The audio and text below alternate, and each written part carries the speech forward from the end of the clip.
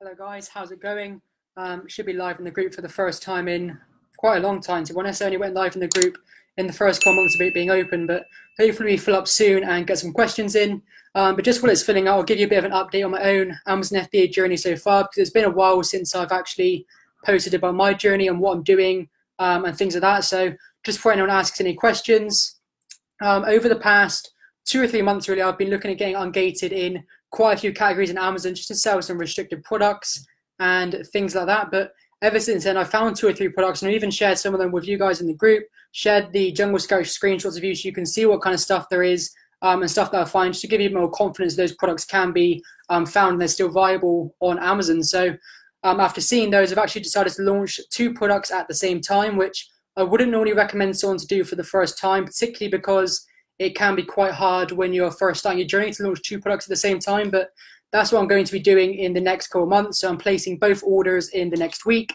And in total, I'm hoping for it to cost around £10,000 to £12,000 for both products, because I am going quite heavy into both of them. I'm ordering 500 units of each at the same time. So it is going to be quite aggressive. It's going to be a very, very strong launch for both products. Putting so much money in at one time, it definitely can be risky doing that altogether. And like I said, I wouldn't recommend it when you're first starting out to start with that amount of money to start with, because you haven't done the process before. You're not really sure on all the things that could go wrong or could go well, or exactly how to do the process. But once you've done it a few times, it is definitely best to, if you've got the money, to put it out there and just reinvest. Because if you can make a 30% profit margin again and again and again, the more you can invest into your business, the better, because it's just going to grow if you've got the process down and you know what you're doing. So that's basically what I'm doing in my journey at the minute with launching new products and things like that. Obviously, I've got my products that I've had for a while already launched, and they're going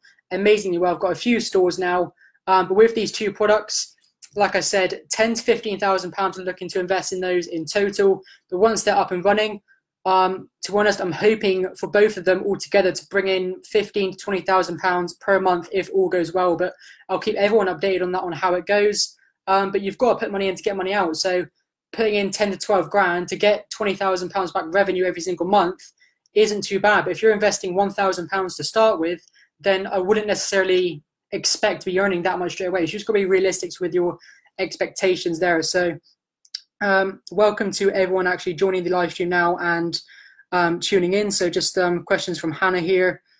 How many hours a week did you spend in your business when you first started, and at what point did you outsource your work? So it depends what really like point you are when you're starting your journey. So I guess during the product research, when you're first doing the journey for the first time, it can take a while to find a product particularly, because product research definitely isn't easy. And I don't recommend just using Jungle Scout. Obviously, I use Jungle Scout and I think it's an absolutely amazing tool. But as for just finding products, there's multiple different opportunities and different product research methods you should be using to find your products. So both the products I've shared in the group over the past couple of days are products that are found using different methods than Jungle Scout. And that's why these other methods are so amazing to find products, because Jungle Scout is going to find you the products with a set criteria, but they're not going to find you the products that you might just find on an off chance from Amazon recommending them. These other types of strategies that I've shared some of on my YouTube channel, and they're all in my course, obviously, but those other types of strategies are definitely the best ones to go for. And yeah, like I said, just getting on to the actual question, it can take a while. You do have to put in the work. So doing the process for the first time, I would say it can maybe do an hour a day, 2 hours a day with the product research. Then once you've actually found the product, depending how quick to respond the supplier is and things like that, you can maybe spend 30 minutes a day on that. So over the course of 3 weeks, it could take an hour a day, maybe 2 hours a day. But once you've done the process a few times, it can be just very, very, very snappy, very, very quick. It really doesn't take too long to go through the whole thing, because you know what you're doing. You can calculate your margins almost in your head, because you can assume what the FBA cost is going to be. You know like how the process is going to go. You know what questions to ask your suppliers to start off with to get the fastest response and to get through the process as quick as possible. So it just comes with practice, really. It really does come with practice. But yeah, maybe 40 hours in the start to get everything to Amazon sorted, all done. And at what point do I outsource even my work?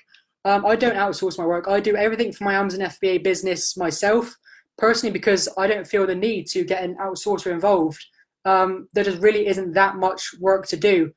I probably could get someone to manage my PPC for me. I could get someone to do product research for me, but even though that could be a possibility and it's probably more worth my time to do that, to be honest, to get someone to do it in maybe the Philippines for $10-20 an hour, I prefer to do it myself. I like knowing every single aspect of my business and how it all goes. So no matter what job there is, I could do that job myself. And I just feel more confident knowing exactly where everything is, knowing that I'm getting the best price from the supplier, I've got the best product, I've checked everything, and I just know everything's going on. So I don't outsource anything personally. So when did you start paying yourself? That really depends on your own situation. So when I first started Amazon, like now I'm sure most of you already know, I've just turned 19 years old on September. So yeah, a couple months ago now. But when I first started, I was just about turning 18. So quite a bit over a year ago now. And at that point, I was still living at home. Right now, obviously, most of you guys have probably seen my new studio set up. I'm in my girlfriend's apartment at Plymouth University now because she goes, sitting over there actually, she goes to Plymouth University here and does biomedical science. So I'm in her apartment now. But when I first started, I still lived at home. So, and I still do now, to be honest, I still stay at home now because there's no point in me personally, the way I see it, is moving out or doing any of these things. And even like getting a car, I would love nothing more than to go to the Jaguar dealership tomorrow and get a Jaguar F-Type, a V8 that's the best optioned version they possibly have. I would love nothing more than to do that, but it's just going to raise my expenses. For every £1,000 that I put into a monthly payment on a house or a Jag or any type of new car, anything like that, that £1,000, if I put it into Amazon and got 30% profit on that and kept reinvesting and that kept compounding, it'd be worth so much more. So I don't really pay myself that much at all. I pay myself, I think it's around £700 a month just because that's the tax-free amount. And then the rest of the money that I pay myself is from my personal brand and other things that I do, such as like selling on eBay and just little tiny things. But I really don't pay myself that much at all. Maybe in total £1,000 a month, if that. So I live very, very minimalistically for, like, compared to how much I earn, I really spend a extremely small amount. So it just depends on your own situation when you start paying yourself really and how much you want to reinvest. But I would definitely recommend to pay yourself as little as possible for as long as possible, because that £1,000 you take out, if you're making a 30% profit on that, then that £1,000 compounded over 6 months is worth way more than £1,000 just staying in your business. So it really depends on your own situation. So hello, Matt. Thanks for asking the question. How do I scale up? I seem to be capped at 3 to 5 sales each day. All of my PPC campaigns have high budget. I'm running quite a few new campaigns. So with things like this, like you've said, you have different campaigns and you're doing all these types of things. PPC is something that's extremely hard to talk to and manage over a conversation on Messenger, for example, because it's mostly just troubleshooting. There's so many different things that can go wrong or so many different things you could be doing that I don't know the ins and outs of your campaign from just that question. But in general, it kind of depends on the product. You can have the best PPC campaign in the world that can be optimized for a 0.0001% ACOS, but if that product only is getting 200 sales a month and you're getting 3 to 5 sales a month, a day even, then it just depends on the product. Does the product have a lot more demand than that? Are you selling a lot less than your competition? If so, then the answer may be a bit different. But because I don't know the demand of the product, don't know what PPC campaigns you're running, I can't really advise that much on the question. So Dean, what's your opinion on loans to start FBA? I wouldn't put yourself in a bad position with loans. And it depends who you're getting the loan for. Because personally, when I started Amazon FBA, I was selling on eBay before. I'm making around £500 a month, nothing like substantial. And I had about £4,500 in my bank, completely total, at the end of like 17 years old. And I put every single penny I had into my Amazon business. And when I put all that money in, about a month before I launched, when I had a Vauxhall Corsa 1.2, I was coming on a corner on back roads and my car completely span around. And I came off the road and landed in a ditch and hit a tree. The car was completely totaled, bent the chassis right up. The chair was twisted around where I got thrown across the car. And in that position, I was very, very screwed because I put all my money in. I just crashed my car.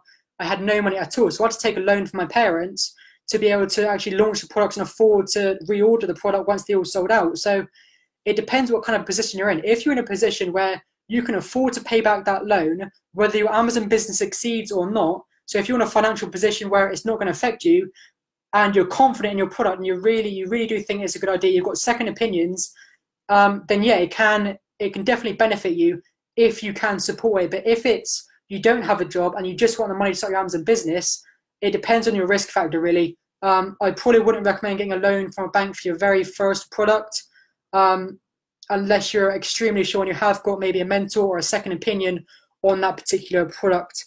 So Ian, what accounting software do I use? I use Fetcher, which is basically a product that's produced by Jungle Scout, the same as JumpSend and things like that. And basically what Fetcher does is it attaches to your Amazon account and it pulls your PPC, your refunds, your returns, your giveaways. It calculates absolutely everything and includes it all in your cost. So when you get a margin that you're making per unit, you're actually getting it to the exact penny. It's not missing anything out at all. So I've had students that have joined my course after already selling on Amazon just because they want my mentoring or the PPC section, and I've asked them what their margin is, and when they've actually used Fetcher for my recommendation and plugged it into their Amazon account, they're making a lot less money than they actually thought they were. So Fetcher is what I use just to plug into my Amazon account. You can download the CSV and it's very easy. I don't really see a use for other softwares like Zero, that's probably not how you pronounce it, but I don't really see a need for those softwares, because with your actual like business bank account, the payments are they're very regular. You've got a payment to your supplier, maybe a payment back from Amazon, and you've kind of got the repeat payments every single month. So you don't really need an accounting software for your bank account to distinguish what's for business and what's not, because everything's going to be on card and it's going to be the same payments basically every single month. There's not going to be 5 or 6 payments every single day. So it's very easy to manage yourself. You don't really need a payment software like that. So Matt, fair play going for the Jag. Yeah, the Jaguar F-Type, especially the V8 version, that is the dream car. That is the goal. And it's definitely 100% a car I am going to get. There's no doubt about that at all. That car will be in the garage one day. Not a doubt about that. So that's some great answer. Thank you. No worries. What car do you drive now? So right now I drive another Vauxhall Corsa, but it's a 1.7 turbo. So it's got a bit of a bigger engine than my last one. It's called the design, so it's got a few different like design features. There's nothing special, to be honest. I think the car was £1,500 to £2,000, which I bought when I just crashed my last car. So it was still a time when I didn't have much money. But to be honest, when I don't really go anywhere. Obviously I go out to do some things. I go on a few meetings sometimes. I meet some students in person and do things like that. But apart from that, I don't really drive that much. So a car like that down where I live, right down in the southwest, around town and country roads and everything, it's very small. It's very just like snappy. So it's perfect for what I need it for, basically. So I couldn't right now justify. Well, to be honest, I could quite happily go and do this right now, but I don't really need a £500 every month expensing on the driveway that I'm going to drive maybe a few miles every single week. So I'll probably get a Jag in time when I can comfortably do it without even having to worry about the monthly payment. Do you recommend having an accountant to help set up your limited company? No, not at all. Setting up a limited company is extremely easy. It costs £12. You can do it in about 15 minutes. You don't really need anything at all. I think you probably need your, can't even remember what it's called. I can't remember what it's called. You need the number you get to pay your taxes. I cannot remember what that's called off the top of my head. I don't know why, but that is basically the only thing you need. So you need that, and that is about it. Literally, it's incredibly easy. You definitely don't need someone to do that for you, but that's about it. So personally, I'd 100% rather learn from you than the other gurus, always keeping it real. No posting in front of these mansions to buy your course. So always down to earth. Thank you very much, Dean. I'll try not to. If I did get a Jag, I couldn't say I wouldn't be posting pictures of that thing all of the time. I'd just be so incredibly proud. So things like that, it's very tricky. If you have generally worked hard and you've put in so much commitment to buy these things, that's what kind of gets people attention. If you see myself, say right now I was in a position where I could afford a Lamborghini, and I took a picture of myself at 19 years old in front of a Lamborghini, that's going to get people's attention. But then on the other hand, like yourself, you would think that it just seems almost kind of scammy to get you by that course. So it's a hard kind of catch-22 really, to how that kind of works. So straight to the point. Thank you very much, Ian. Perfect answer, ideal. You do need accounting software or employer to do, as you need account for total revenue, not just your Amazon settlement figure. It just depends really. So with the adding up the accounts and everything, I just find it very, if you keep on top of it, I find it very easy to do myself. I have a payment to all my different suppliers. I have a payment for the shipping, and it is very easy. It's like a single payment a month doing that kind of stuff. I guess as you get really big, so personally, I use accounting software for my personal brand because I have so many different payments going in and out for affiliates and different courses I'm paying for myself. So, like, I've recently bought a Facebook ads course for £2,000, which I'm going to be utilizing myself for my personal brand. But I'm also going to be stripping a lot of the information out of that, using it and applying it to my Amazon business. And then what I've learned from that, I'm going to apply that stuff to the course. So it's going to be a big module added to the course on Facebook ads. So I have a lot more payments to my personal brand where I use accounting software, but for my Amazon business, I really just keep on top of it myself, to be honest. So product description, what needs to be included to get a higher score? Does it just need to be long, etc.? Thank you in advance for the answer. So I wouldn't really say your product description needs to be long. To be honest, it just needs to be engaging. So I said at the beginning of this live stream that I'm recently just purchased 2 products. I'm going to place 2 purchase orders this month for around £10,000, and I've just done the listings today and then the descriptions. And they're full of a lot of HTML code. So it's maybe 10 or 11 lines of the key features and things like that.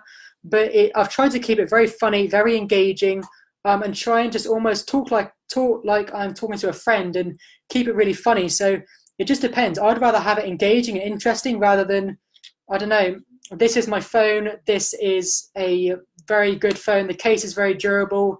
It's going to last. It's got a long lasting life. The quality is very good. I'd rather just keep it kind of funny. So, for example, if I was going to do something, I would say that the case is very good, so no need to worry about smashing those screens. And maybe like a winky face, just to kind of relate to people and keep it a bit more friendly, you know? So it doesn't really matter about the length so much, more just about getting the key features out there, having it engaging, and obviously getting all the keywords in there that you can after you've done your keyword research. So when you first started, what was the biggest thing that you gave that gave you confidence on the product you chose with the first launch? So this was never a problem with me, generally because I think I put an incredibly ridiculous amount of time into learning. So I probably spent about 6 to 7 months learning before I actually took action. That was kind of stupid on my part. I could have taken action a long time before then, but because I waited so long and I absorbed so much information from, I've got to say, hundreds of different podcasts and YouTube channels and courses and just absolutely everything, that by the time I was going to go into it, I was so incredibly confident that I knew every single thing, which when you're first starting, you really don't. I made so many mistakes and so many errors that it was unbelievable, but I was so confident in the process and I believed in it so strongly. There was never a doubt in my mind that it wasn't going to work. So that's why I invested every single penny I had and almost put myself in a bad position, which I don't recommend, because I was that confident just from knowing all the information. I think having that step-by-step process and feeling like you know everything really gives you that almost confidence to go for it rather than just doing it yourself and maybe not knowing if you missed a step. I had the reassurance that I knew what I was doing and I knew every step, even though I actually didn't. But as long as I felt that way, I think that's why it went so well. So did you start as self-employed or a limited company? I started as a limited company just for the exact same reason I just said, that I was so confident it was going to work. There was just no version in my mind. When I first started this was going to be the thing that was going to make me money. There was no option of finishing A-levels or trying to get good A-levels or trying to go to university or trying to look for another job when I crashed my car, anything like that. It was, this is going to work. I'm going to set up a limited company right now because I know this is going to work and I know it's going to make me the money I need. So I just didn't really have anything holding about from getting a company straight away. Unique tax reference, that's the number. That's the one I was looking for. Thank you. So good stuff. Thanks. How much revenue do you make on Amazon? So it depends. With these new products, it's going to, if they go as planned, it should be a lot more than it is now. But without them, maybe around 10 to 11,000 pounds a month, which is at maybe a 30% profit margin, but that always fluctuates whether I'm doing PPC or depending what I'm doing with that. At the minute, it's probably less than 30% to be honest, because I'm running a lot more of those Facebook ads I talked about earlier, trying to implement stuff like that to see what works. And that's eating up a lot of my budget as I'm just trying to see what works with that. So around 30% profit with that maybe. Scotland are making a comeback. I'm not sure what that is. Personally, I think you need an accountant. A good accountant saves you money. 100%, I definitely have an accountant, and I always definitely recommend getting an accountant. I've had an accountant from the very start before I even actually launched my product. I had an accountant and I was using an accountant just because, like you said, they can save a lot of money and they're just definitely a good idea to get, really. I didn't want to have the responsibility to do that stuff myself, mainly because I didn't want to get anything wrong. I didn't want to miss anything out. That was something that I was very, very afraid of, is getting any of that stuff wrong, especially with VAT and when all that stuff came into it. I just wanted someone to handle all that stuff where I wanted the £500-600 one-time payment. They do everything. I don't want to have to worry about a single thing about that, really. So reassurance is key for me as well. I wouldn't invest my money if you didn't say the product is good. So yeah, definitely, Hannah. So obviously you're in my course, you've got my full-time support, as you know, the Insta replies and everything. So that is, like I said, I think it's a very key aspect, is just having that confidence to invest your money, especially if you don't have that much money to invest, or it might seem like a lot of money to you. It's always good to get that second opinion and just make sure that it is the right option. How do you arrange your own wage for your limited company? So basically, like I said before, my accountant does everything. So I basically take out any money that I want from my limited company, which is set up on a, what's it called? Just like a direct debit now, every single month. If I want more than that, I'll take more than that. If I don't, I won't. And then basically my accountant sorts it out at the end of the year. If it goes over, she'll sort it out as income. Or if I want to get something maybe more expensive, if I haven't already saved up for it, then I would go through that as a dividend, because you just get lower tax rates on that basically. So it's cheaper than going for the income tax thing. Yeah, income tax. Do you sell Amazon UK? So yeah, I only sell on Amazon UK. That's the only one I sell on currently.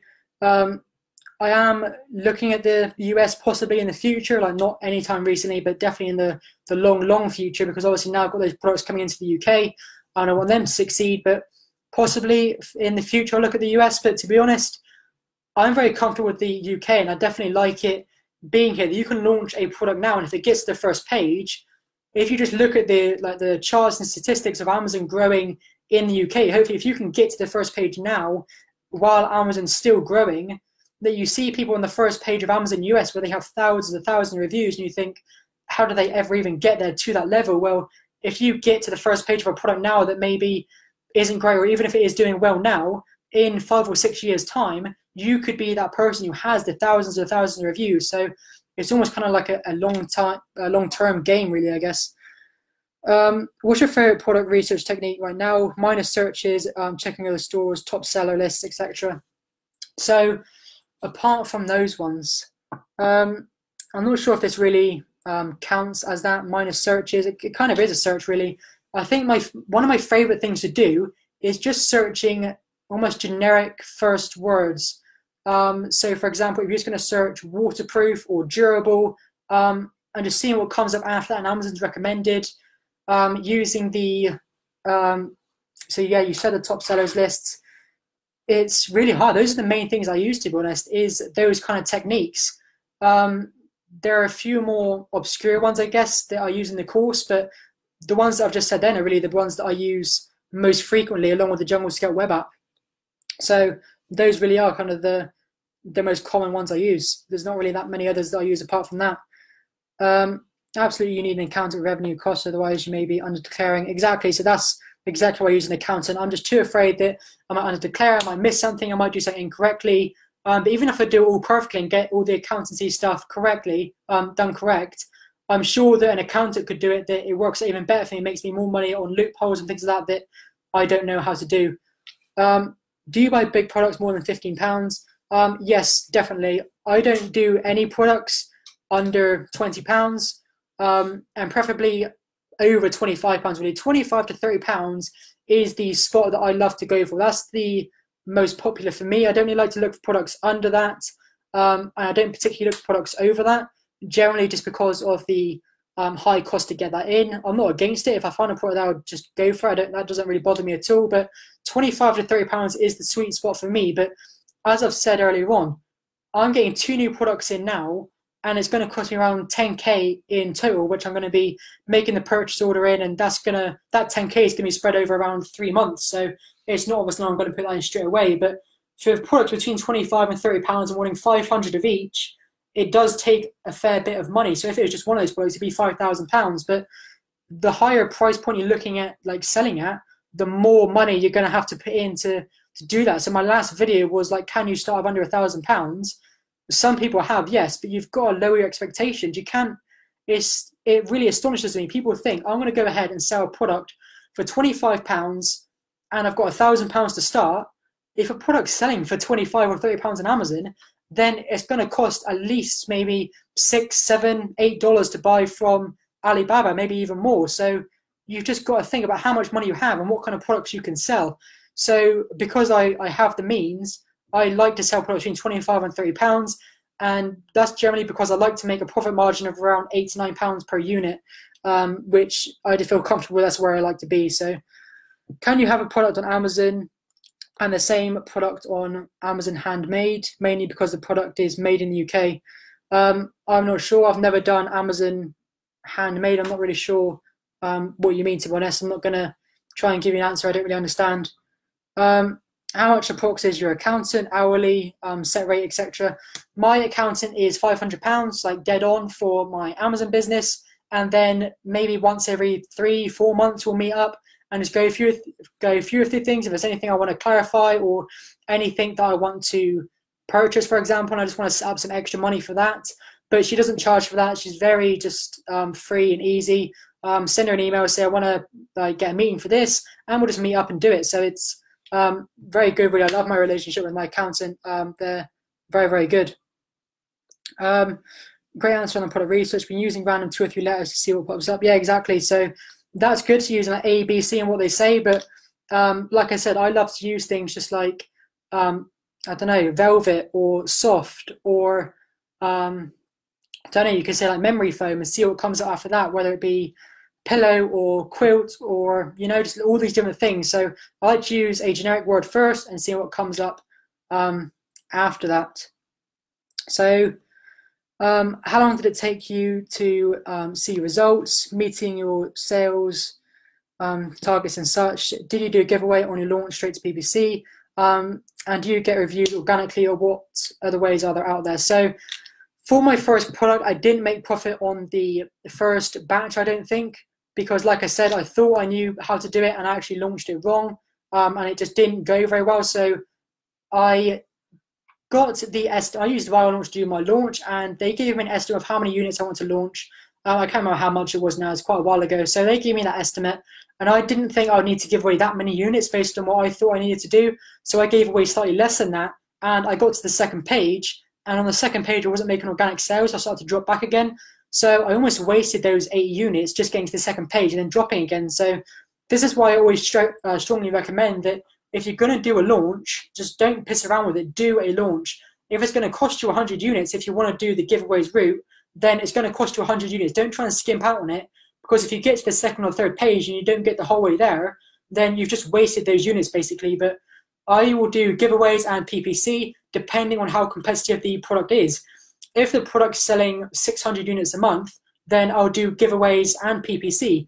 If it was only selling maybe 100 units per month, which I wouldn't sell a product that has that like few demand, then I'll just use PPC. So it depends on how competitive the product is, depends on the competition, how many reviews they have and their listings and stuff.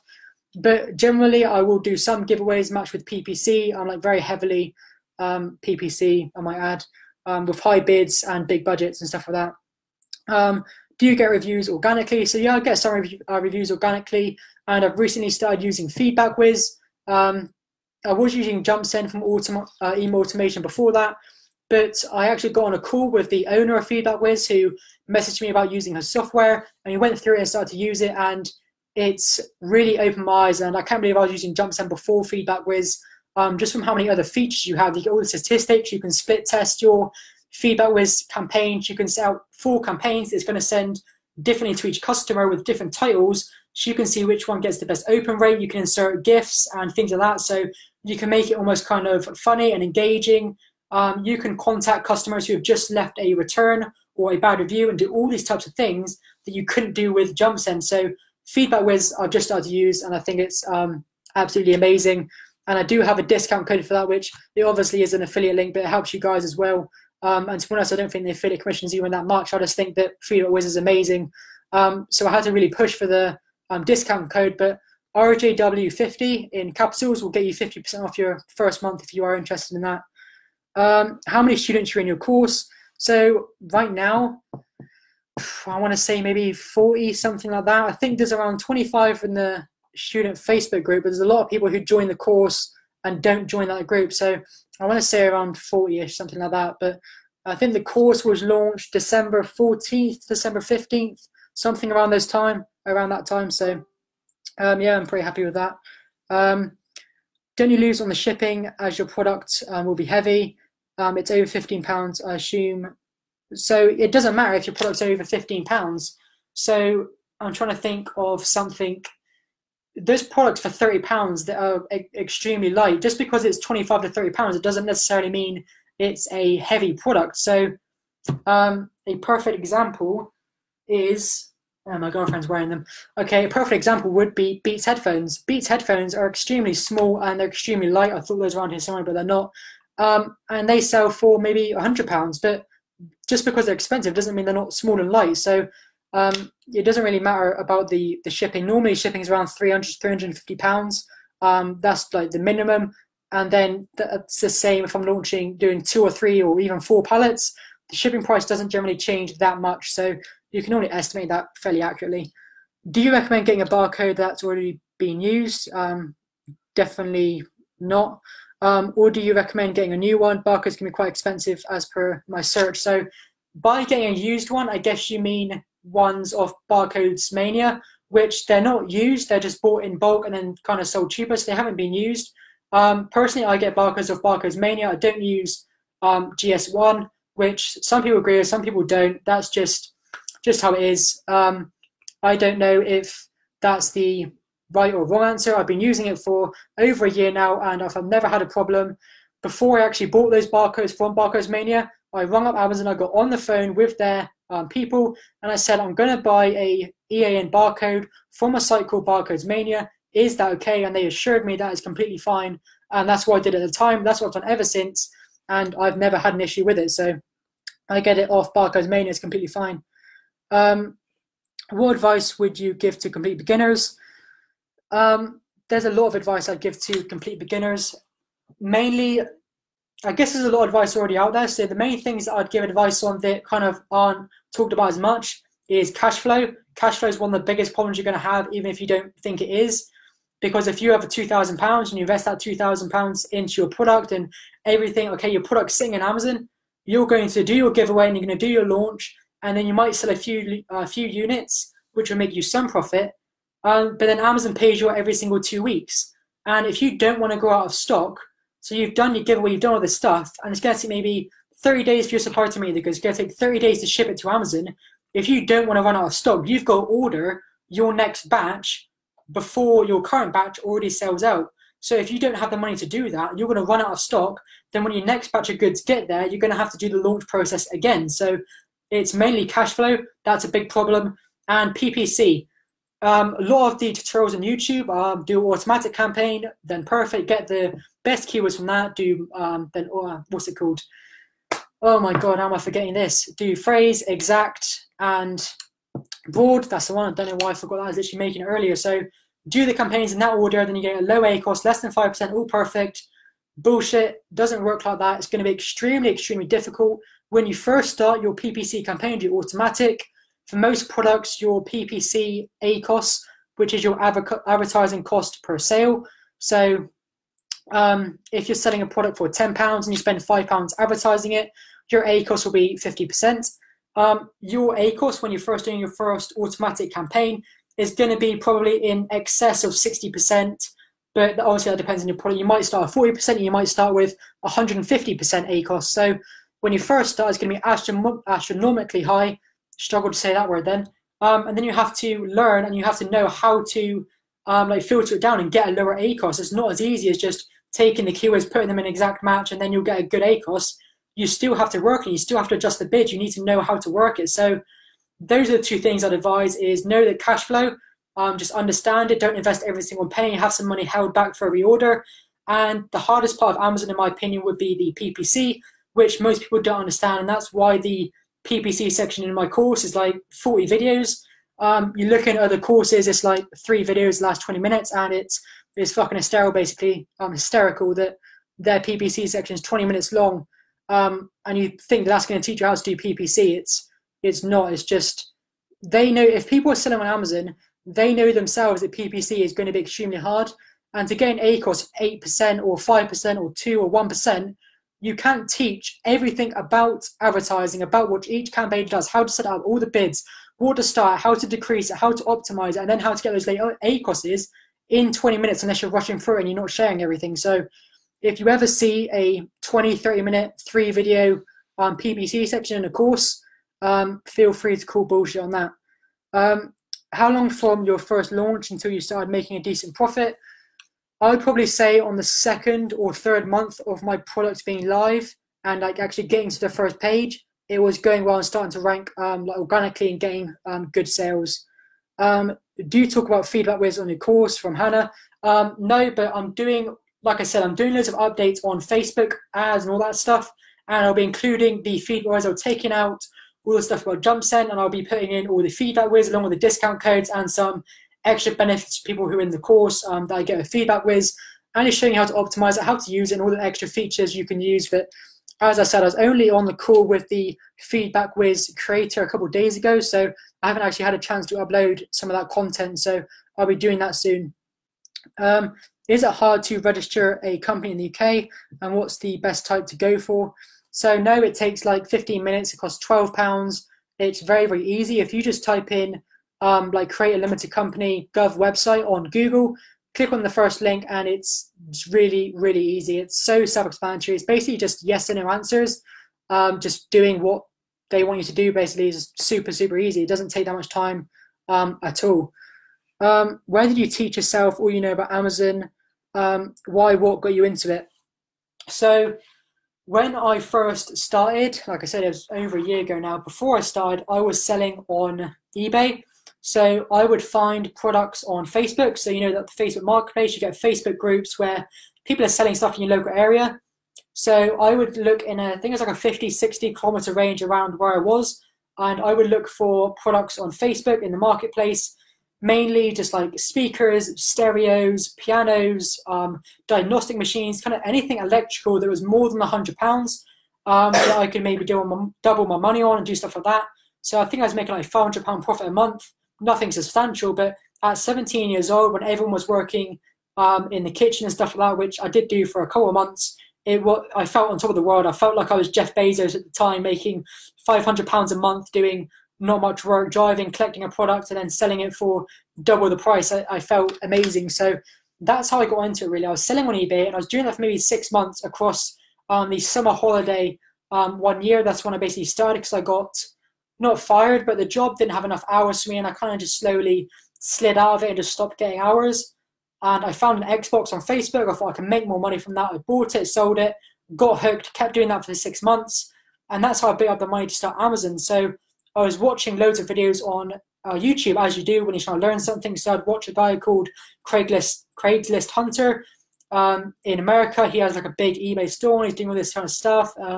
Watching loads of people on how to ship, how to package, how to do all these different things, how to find different products to resell, and joining these like thrift stores and going to all these different things, basically doing all that stuff. And obviously when I'm searching so much content about eBay, I come across comparisons from why to sell on Amazon versus eBay. And at first I thought, why would you sell on Amazon? The fees are so high, all this stuff is so high, why would you do it? And as I started to learn more about it and kind of research it just from starting eBay, I got extremely hooked, because I was having to drive to the post office, drop off the parcel, pay for the shipping, do all this type of stuff. almost every single day, shipping products out and doing that, like the manual labor of that.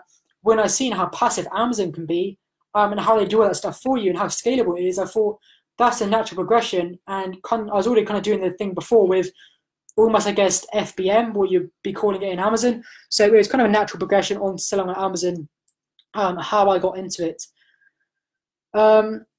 So is it easy if you live in the UK? It's easy if you live in the UK, yeah. So creating a company is definitely easy if you live in the UK, live in the UK even. Does a limited company have to be the same name of the brand you're going with Amazon? No, not at all. So there's different names with Amazon. You've got 2 different names in your Amazon account and your listings, and then you've got your company name. So you have your company name, which could be whatever. So who asked the question? So Matt, so your company name could be Matt Limited. Then when you create your Amazon account, you'll have to use your exact company name. So in your like Seller Central account, you'll have to put Matt Limited.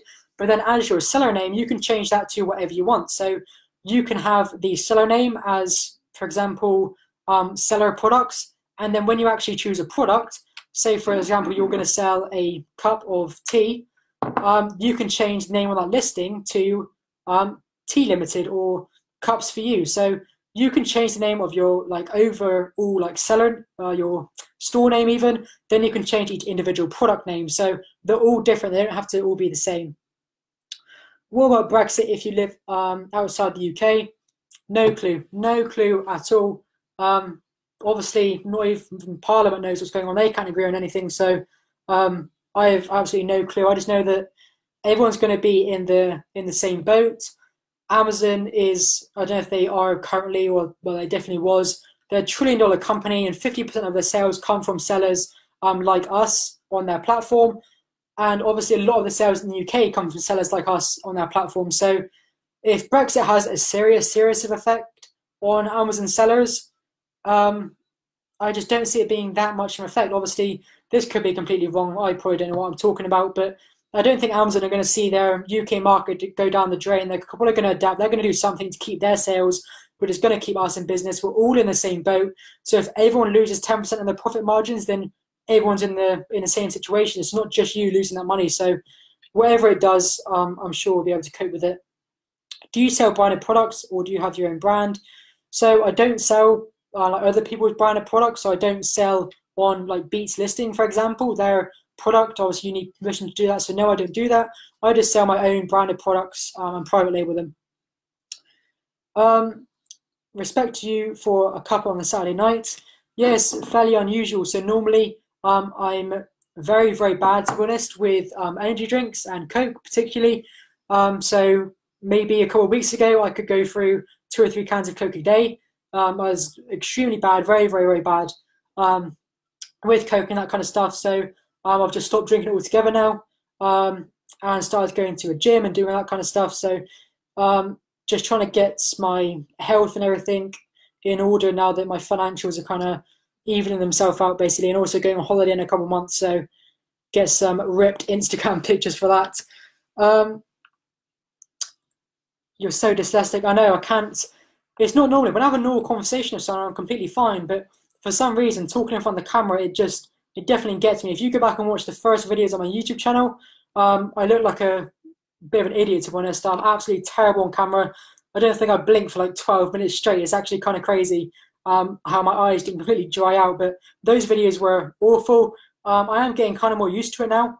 But yeah, still forget things, still make quite a few mistakes, to be honest, when I'm live on camera. So love that you're so honest. Yeah, thank you very much. It's something I definitely just try to be as much as possible, to be honest. But yeah, so all caught up with the questions I do. So any more questions, guys, definitely chuck them in the thing, but it will probably be ending in like 10, maybe 5-10 minutes anyway. So we're coming to the end now. Just any more questions that anyone's got for the last little bit, just chuck them in there. But I'll definitely keep you all updated. I'll probably do a few more lives in the future when my product's actually launched in the UK. Obviously, it's going to be a very big launch, very stressful when you put so much money into one launch. So depending on how it goes, at the minute, it's at £10,000 that I'm going to be putting into the product, split evenly, like £5,000 each. but I'm sure that I could probably evenly, see, I did it again, messing up my words. That could definitely climb as I'm doing my launches, and if I try to invest in new things and test out new things and maybe some super high quality images with actors and things like that, which I'm thinking about probably doing already, which I do most of my products, then the cost can definitely climb. So I'm definitely looking forward to do that. Love launching new products, and PPC, I love PPC. Probably my most favorite things to do, which is also why it's probably one of the most biggest sections of my course because I'm so passionate about it. How do you rank your products? So I use Viral Launch and I use PPC, and I'm now, like I said, I've just bought a £2,000 course of Facebook ads. So using Facebook ads as well will definitely be part of my strategy going forward. But yeah, it depends on how competitive the product is, depends on the competition, depends on so many factors really on how I launch the products.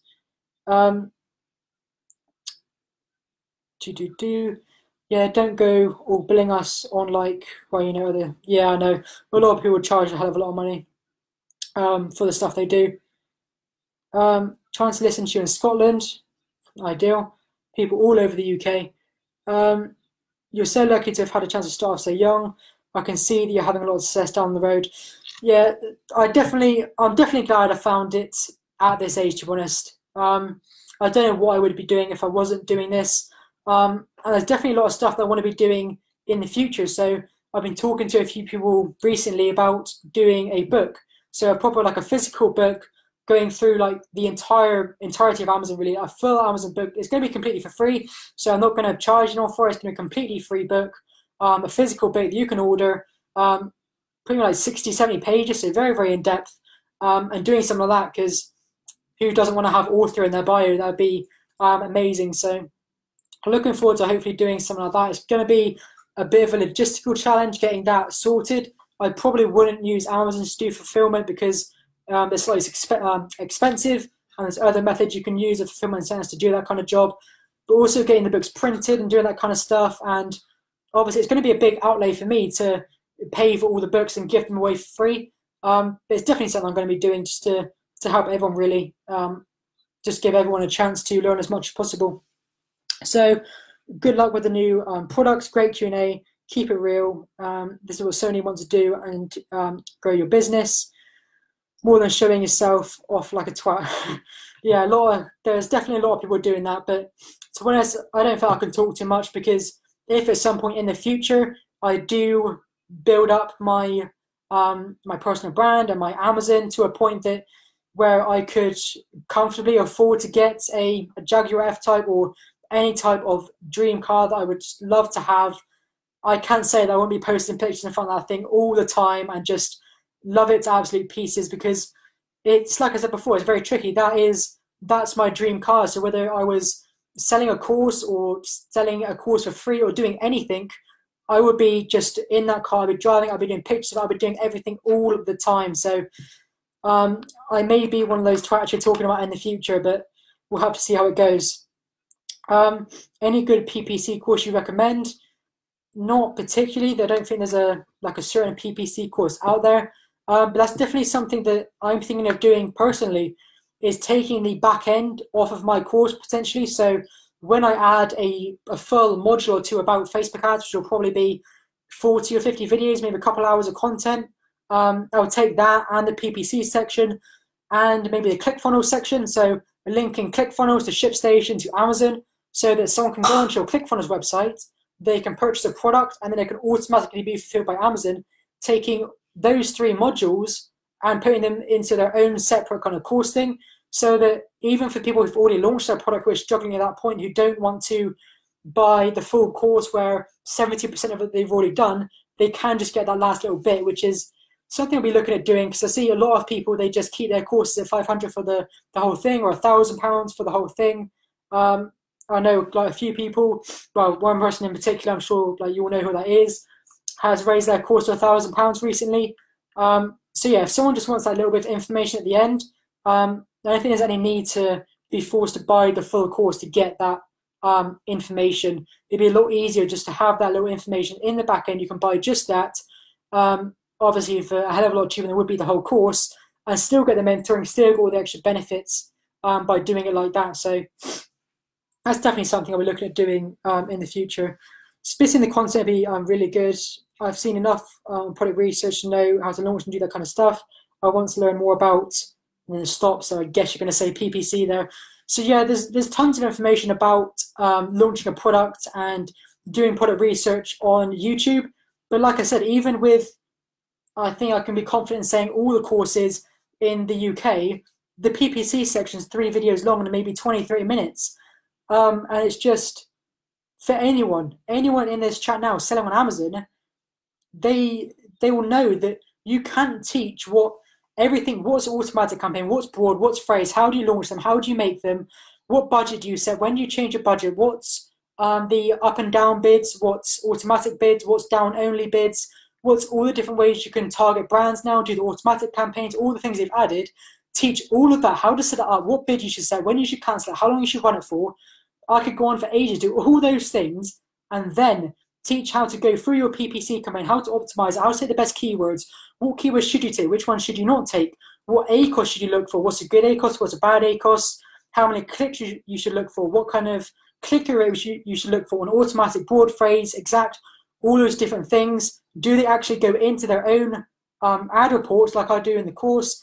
I look at my own live ad reports, I break it down, optimize it live. Can they do all of that in 20 minutes?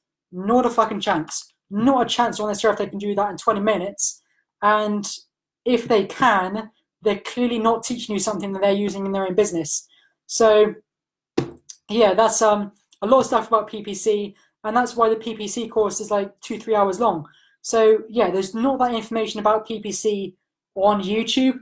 Obviously, like I said, the top tip I gave earlier in this live stream on one of the most important things was PPC, because you don't know what you don't know, basically. If you're just starting, you don't know that PPC is the hardest section, even though you may think product research is. Once you found a product, which there's plenty of them out there, PPC is extremely hard. So I think a lot of people play on that they make their product research modules really big, and they don't really care about the PPC module, because people invest in the courses because of the product research, not knowing that PPC is the hardest part, so they can get away with just 3, 4 videos because people don't know that's the hardest section. So yeah, there's a hell of a lot of information to be known there that I think will benefit from just having that bit of the course. What do you recommend to sources outside? I don't know, maybe hire an SEO consultant, or is that too early for the biz? Yeah, I don't particularly understand the question. I guess you're talking about how to rank your product on Amazon. I don't think it's really that necessary, especially with tools like Helium 10. So that's another thing I'm going to be adding to the course. Hannah, if you're still watching, I know you asked about this earlier. Helium 10 is such a great tool now that by using that, you've got so many different features where you can like find all the best keywords for, say you type in one keyword, it'll give you all the best related keywords to that keyword you've typed in, or you can take all of your competitors and see what keywords they're ranking for. So you know what keywords they're ranking for, and it will also show you how many giveaways you have to do every single day to rank on the first page for that keyword. So you don't really need an SEO specialist to tell you what Helium 10 can tell you basically in a matter of seconds. It's really just not that essential to have that. So you definitely don't need that. If you're interested in that, obviously it's still an affiliate thing, but it gets you 50% off. So RGW50, all in capitals, will get you 50% off any plan of Helium 10. Whether you use it or not, it's there if you want it. Great Q&A. It's so nerve-wracking being a newbie. It's very informative to have people like you, so thanks for the time. No worries at all. So there's obviously loads of information on the YouTube channel.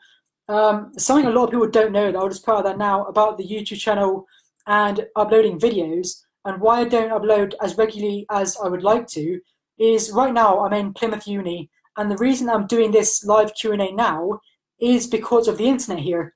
Because I live so deep in the southwest, the internet, we don't get any fiber or anything down there.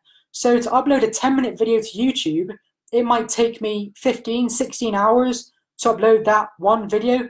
And it isn't realistic, basically, for me to stay in the house for 16 hours straight uploading a video. So if I leave the house within that time with my Mac, it will stop uploading it, basically. It will just crash. So I've got to sit in the house constantly for 16 hours straight, and while that video is uploading, the rest of the internet will basically crash for everyone else in the house. So it's extremely hard to upload a video that's even 10 minutes long, which is why I don't upload as regularly as I want to, basically, because it takes so long. I literally have to plan days in advance to upload a 10-minute video, which obviously is not any fucking sob story or anything. It's my own problem, and I get around it. But when you see a 30-minute video of mine on YouTube, I've taken about 20 hours to upload that video on YouTube. So if you see some of my videos are in 720p and not maybe like 4K like I could do, that's the reason, because even in 720p it will take 4 or 5 hours. If I upload that in HD,